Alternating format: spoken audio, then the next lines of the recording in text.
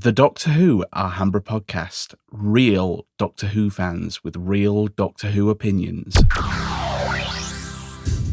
Hello, everyone, and welcome to another episode of the Doctor Who Podcast, episode 359 of the podcast. I am Brett, and this is a review podcast focusing on a Big Finish release from the year 2024. I know, mind blown. We are in December 2024. I have not had that much time this year because of the sheer insanity, and the Doctor Who Alhambra Podcast has had some struggles off air. But you know what? I hope that we are going to be able to reunite 2025, and we're going to make 2025 in the Doctor Who Alhambra Podcast, dare I say, great again. All right, that was I should anyway. This podcast is going to be focusing on the Classic Doctor's New Monsters. Is that what it's called? Yeah, Classic Doctor's New Monsters, volume number 4, Broken Memories. Now, I am going to be going through a lot of things before I get there, and I'm going to have my, this is going to be a spoilerific release, since this has been released back in May of 2024.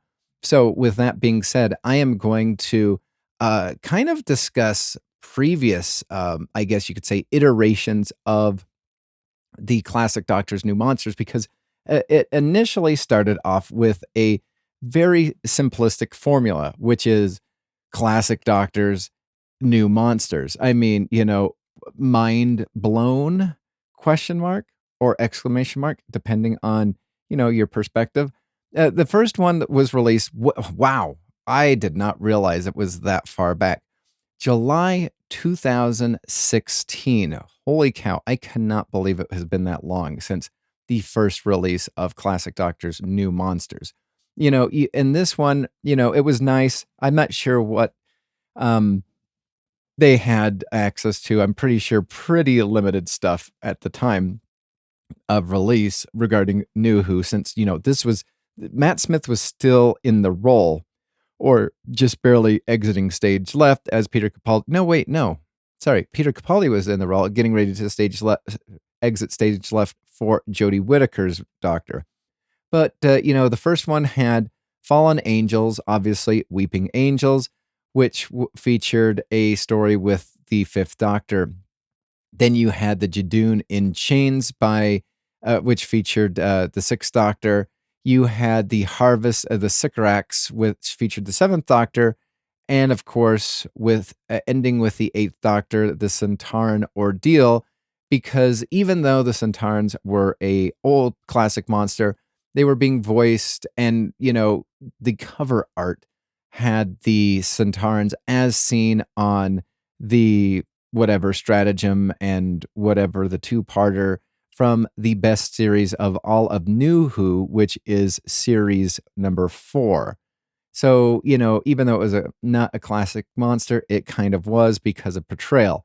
And so it's one of those things where I remember when I'd love to go back, and probably should go back and re-listen to my review, also re-listen to that to see if my tastes or opinions have changed regarding everything. I believe I enjoyed the Weeping Angel story. I think the Judoon story was okay. The Sycorax story was eh. And I cannot recall the Centauran story for, whatever. Then in Classic Monsters, whatever.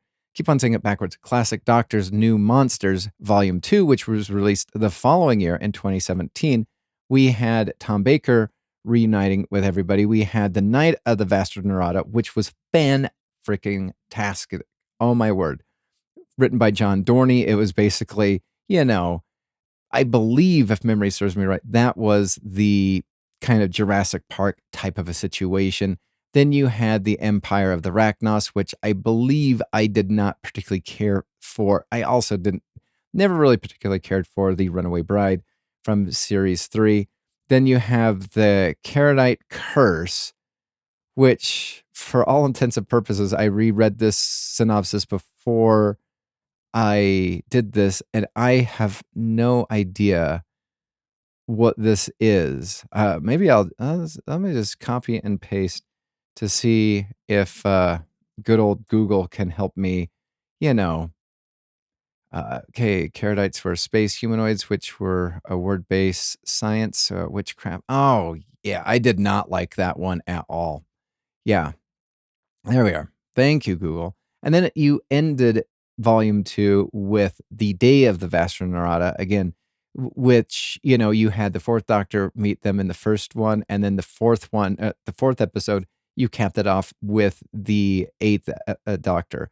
So I really, those two stories were very strong. I think everything else in between, I could have done without. The third series, now that came out. When did that come out? Let's see. Come on, Big Finish website. I believe in you. I believe in you. Maybe not. So anyway, I do remember that you did have the House of Hawks or whatever.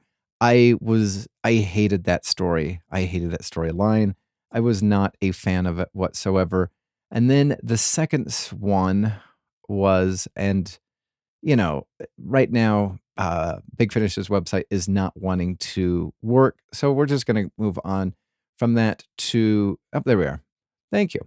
Then we had the Tavolian who knew too much, which the Tavolians were those people who I believed loved having their, planet taken over or whatnot.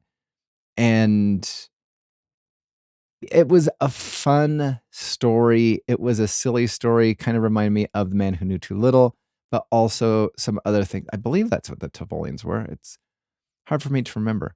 And then you have the Together in Eclectic Dreams, and then If I Should Die Before I Wake, which are the dream crabs from the Return of Dr. Mysterio, the 12th Doctor. I believe it's, yeah, I'm pretty sure it's the 12th Doctor. This was released in July of 2022. So this, Classic Doctor's New Monsters kind of was on hiatus for about 5 years. And I did appreciate, in volume 2, you had Day of the Astronaut, Night of the Astronaut, and you had some time in between those two, but still connecting stories. With this one, you had the 2 Dream Crab stories, the 6th Doctor Dream Crab story, followed by the 8th Doctor Dream Crab story, which I thoroughly, thoroughly enjoyed. I think the 6th Doctor one was by far the more superior one out of the 2, but that is just what I believe. Now, with this one, Broken Memories, we have 4 stories. And again, interesting that it's been 8 years since volume 1 was released, and this is only volume 4, and it's, 8 years later.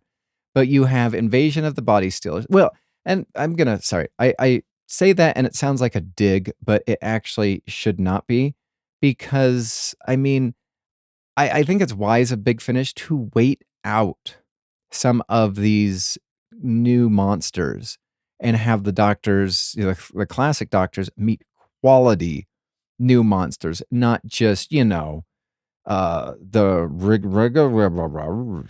or the, Jeff Shaw or whatever his name, Mark Shaw, whatever. Mark Shaw, I know, is a Manhunter from DC Comics, but it could be the same thing. I don't know. We could meet the Frog from the one episode or whatnot. I feel as though it's wise to wait and find quality storylines. The interesting thing that I'm all over the place. The interesting thing I was thinking about this is I could make a case for pretty much one doctor working well with all of these monsters throughout this box set number 4. Now, in this one, we have, again, 4 stories. The Invasion of the Body Snatchers. This is the creature that was from Dr. Mysterio.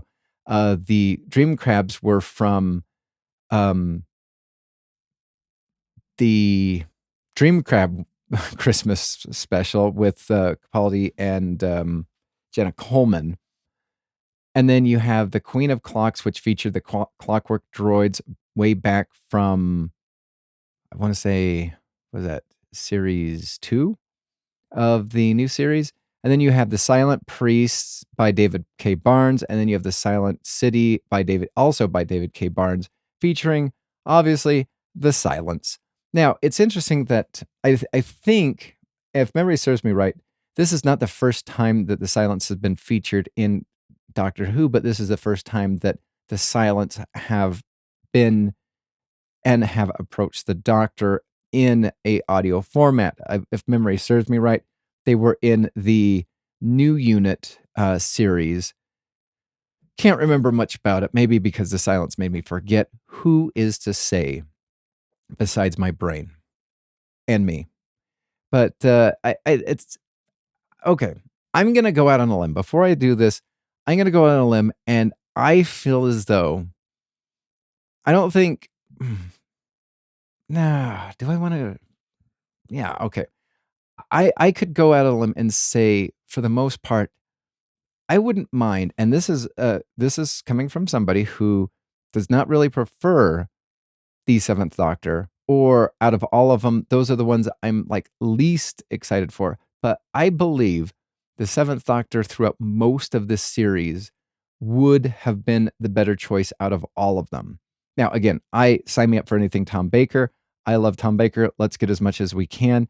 He is an old man, and I want to enjoy his authentic voice for as long as we possibly can. Colin Baker is my favorite Doctor on audio. The Eighth Doctor is fantastic. Big Finish gave Paul McGann's Eighth Doctor, the TV movie Doctor, a breath of new life.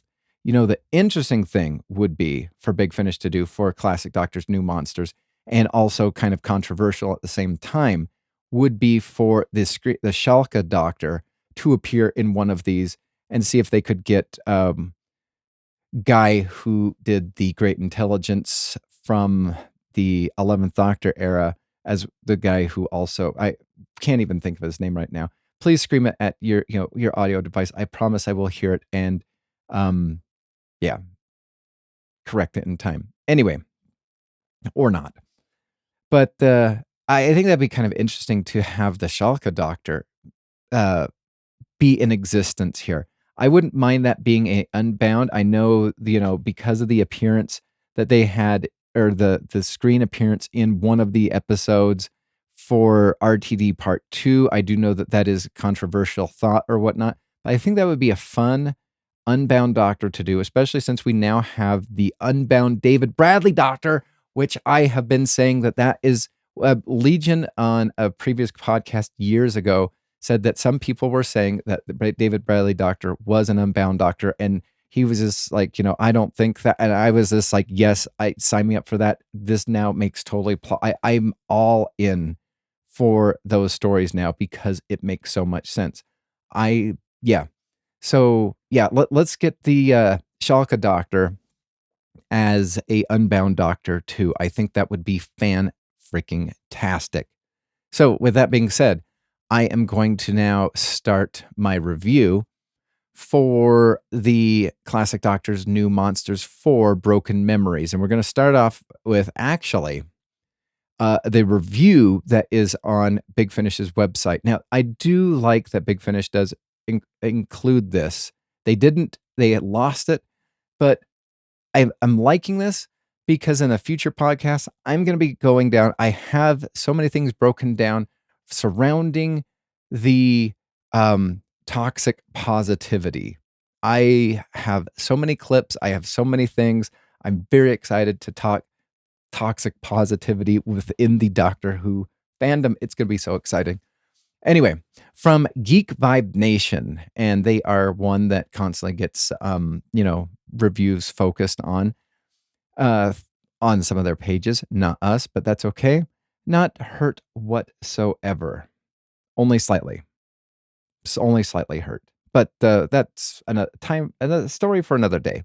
So it says Doctor Who Broken Memories does exactly what it set out to do. It delivers a collection of stories that combines classic Doctor. I like that they've just put like the whole, the synopsis for what the whole range is for. It's just like, hey, guess what? It's called Classic Doctor's New Monsters. Hey, I like that they do exactly what the premise is set to do. Anyway, so Classic Doctors with villains from the show's modern era. What makes this particularly so enjoyable, though, is the way the stories recontextualize those villains either by digging deeper into why they act the way they act or by shining a new light on them. With the exceptions of its two-part finale, this is one of those box sets where you could easily listen to whichever story you wanted in any order you wanted to. And that honestly is the joy of it. It's a simple, entertaining romp through Doctor Who's past and present in the most enjoyable possible way.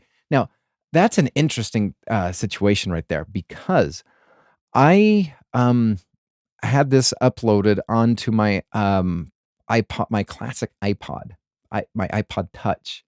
I know that thing still exists and it still works. And I've been taking that places just so that I could have something to listen to from here and there.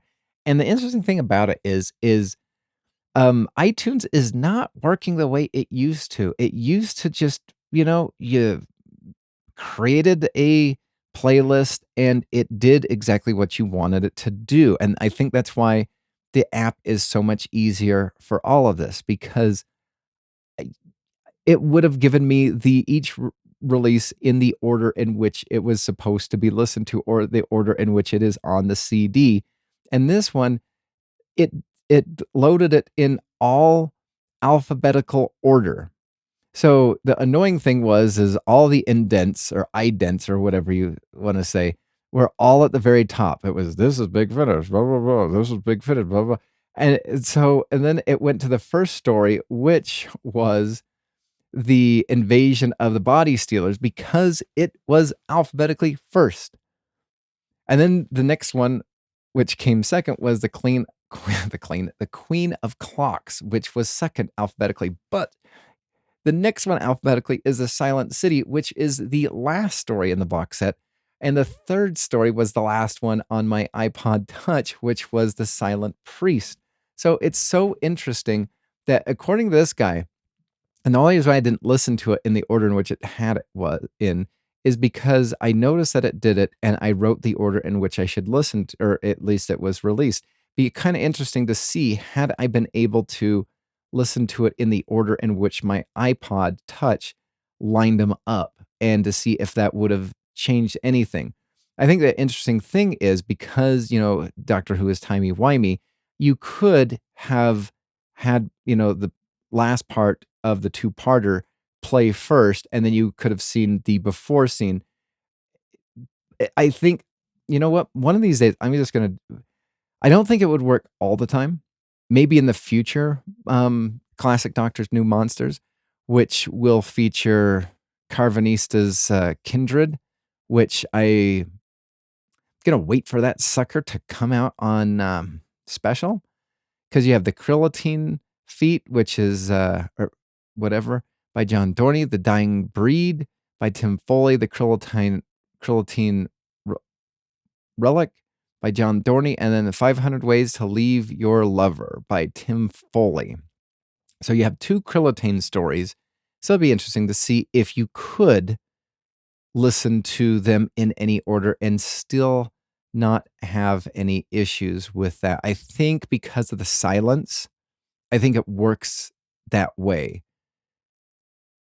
I think that, but again, yeah, I think it might work that way. But because in all two-parters, it's always the older Doctor that meets them first, and the younger one is the one that meets them second. So it'll be quite interesting to maybe I'll have to do that and see.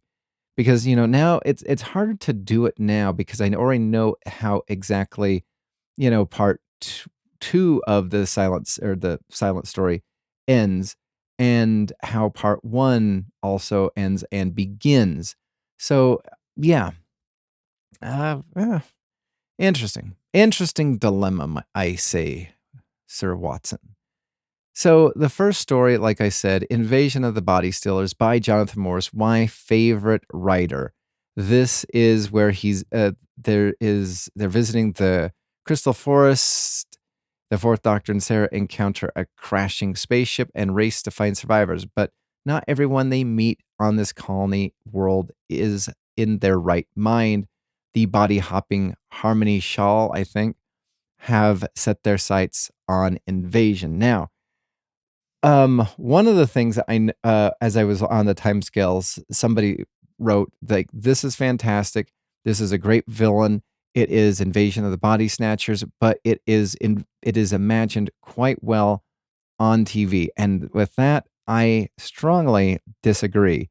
The main reason why is the stupid effect that they constantly had to like show the brain in the head always. It was almost like, the brain was kind of, or the head was kind of on hinges.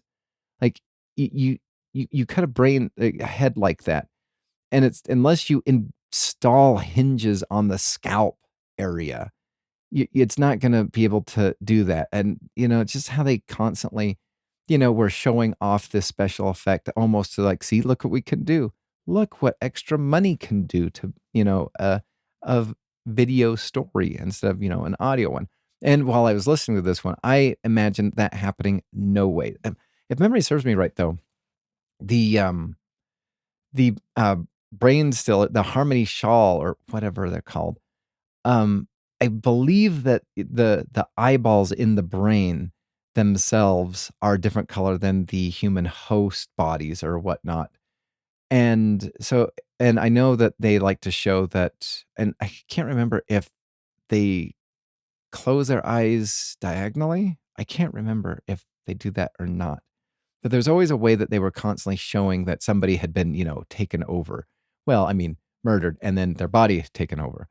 But it's an interesting story. I like the aspect of Sarah Jane and the Fourth Doctor. I like that Sarah Jane is the intrepid reporter. She is going to uncover this weirdness that is happening surrounding the mysterious behavior of a couple people. I love that the Fourth Doctor is constantly, the Second Doctor, and to some extent the Seventh Doctor really do a good job of kind of playing dumb, kind of like your classic Columbo if you watch that, and just, let things happen. You're not 100% sure what is going on, but it is somewhat enjoyable.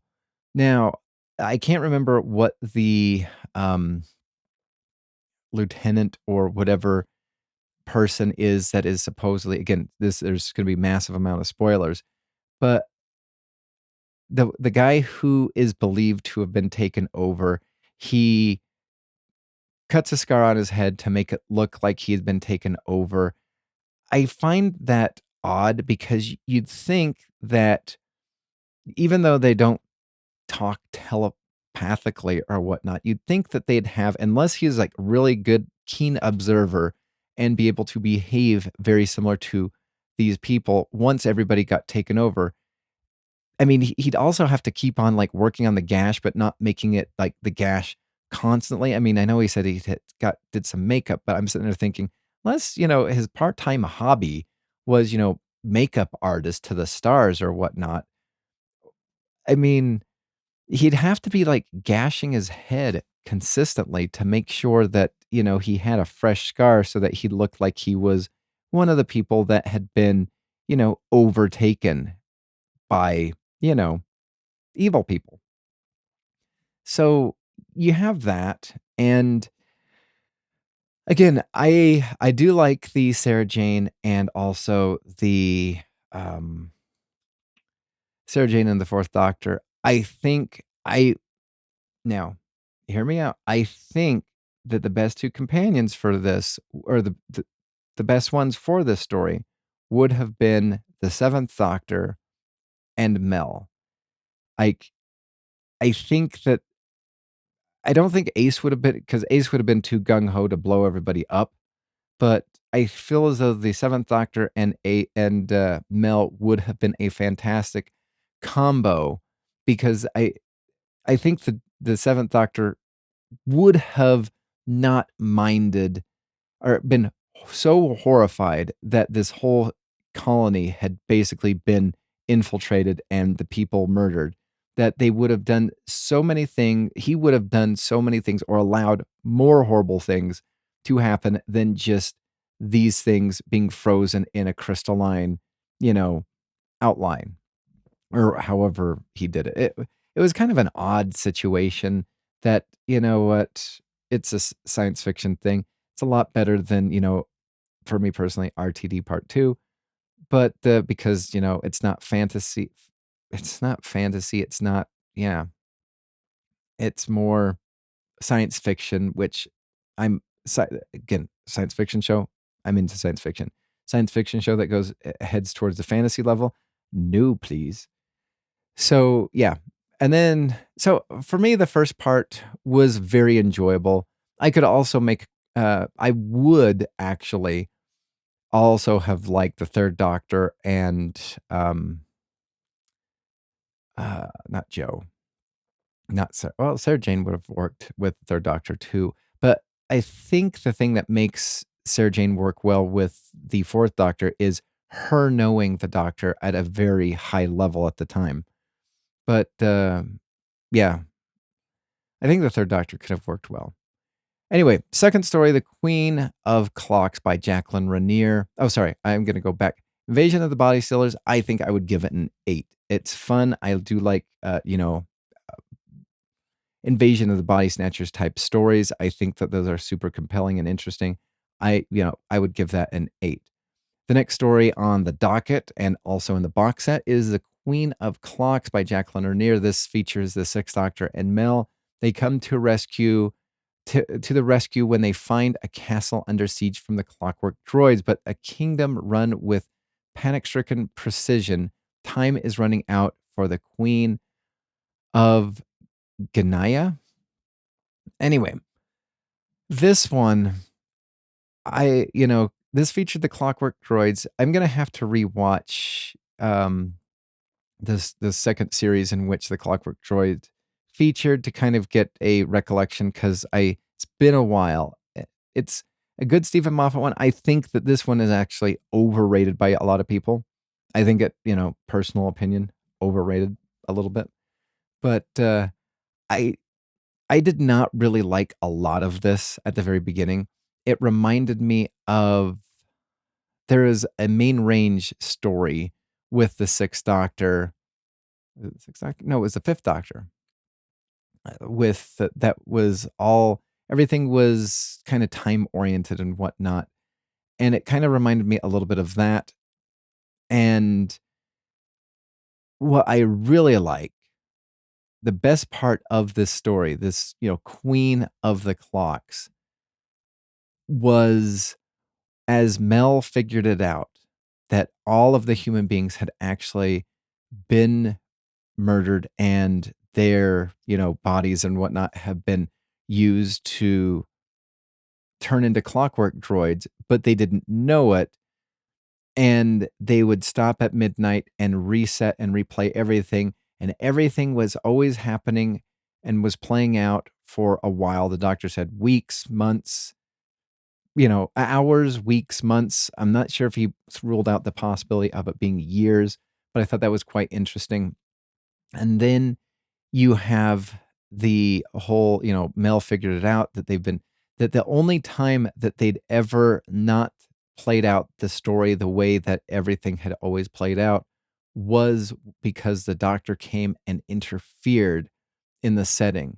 And then to have the doctor realize after he felt horrible for murdering all of these clockwork droids. See, the doctor can feel guilt for harming villains.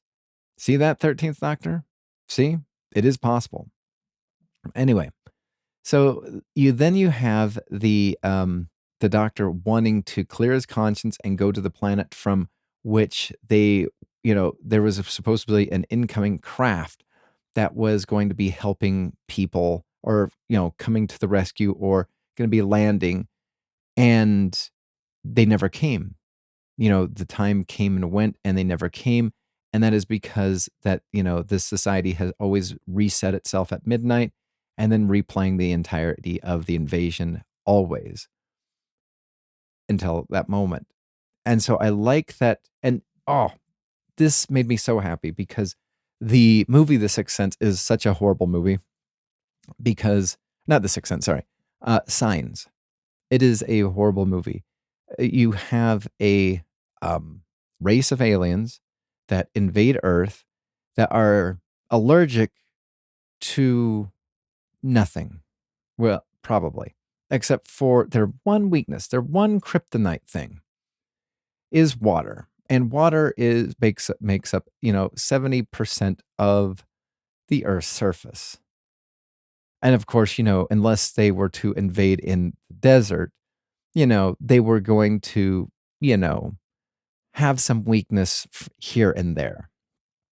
And, they do go and do this massive intergalactic travel to invade and take over. But they don't have any scanners to scan to see if what is on Earth, or they've never seen blue water before or whatnot. So anyway, then there's that, and then they easily get defeated by swinging away. Uh, such a bad line. But you have this society that was about ready to land and possibly help out, even though the parent, the mother and whatnot had been overtaken years prior, or probably months, hours, years prior, who's to say. And they scan the planet and find no life signs. They don't even bother. That's the one thing. They're so heartbroken, they don't even bother to land to find out if anybody was, what it looked like. They didn't, prime directive the whole thing and just kind of, go on investigation, send down number one with an away team or whatnot. They did nothing of the sort. They just left and they went back to the planet that they had discovered, which was, a paradise planet. And I believe the instant the doctor recognized, the guilt that he had for killing all of these, uh, droid people, and the fallout. And then you find out it's been so long since that happened. I believe that's what makes The Queen of Clocks actually a good story. It was, for me personally, about a 5.5, a 6 until that point in time. I will probably give that as, I mean, it doesn't change it by much for me, but I'm going to give it a 6.5. I would skip it. If I re-listened to this box set, I would skip this one. The next one, The Silent Priest by David K. Barnes. This features the Eighth Doctor, no companion. And I like the idea that the Doctor every so often has this massive amount of guilt for, interfering, people dying. And he goes to this priest, and he obviously, because it's a silence, he doesn't remember what he did, and he doesn't remember what was said or done, and he gets his memory wiped consistently, and he walks away always feeling better than he had before he got there, but not really remembering why. And I like the idea that this priest is, helping people confess and feeling, forgetting about their issues, kind of. I mean, that was the weird thing about it. Is one of the mobsters, second in command or whatnot, gets his memory wiped to forget what he did, but he didn't forget what he did also. And the priest, the silence priest, basically realized that if he doesn't do something and intervene, which I think that's quite interesting, if he did something and didn't intervene, then this society, this planet was going to, fall further into chaos. And so he did possibly the unthinkable and killed one of the gangsters that were, basically pulling down this planet. I find that this story was really well done. I'm glad that there's no companion. I think I believe the first box set there was companionless. The second box set, I believe, also was companionless. I think the third one with not the Dream Crabs, but the first one, but Charlie was in the last part of the Dream Crabs one, which made it so phenomenal. This one, no companion for the Eighth Doctor. He did a fantastic job, and the guilt. And I also love the fact, and here's my favorite thing about the second story, The Queen of Clocks, and this one is the Doctor loses. And in the second one, the Doctor loses big time. In The Silent Priest, the doctor loses also and is upset at what he saw, what the silent priest did, and is made to forget because the silence now can or have the ability to imprint a memory that you're not 100% sure about, but you are imprinted with a memory, which does make sense for it being a priest. You just wonder why they didn't do that, or Stephen Moffat didn't do that with the other thing, with the astronaut and Day of the Astronaut, whatever. Anyway, I think that's quite interesting. The last one, the Silent City, is a seventh Doctor. Again, no companion here, and oh my word, I really enjoyed this. I was very riveted because we come back to the city, the planet that the eighth Doctor had previously left.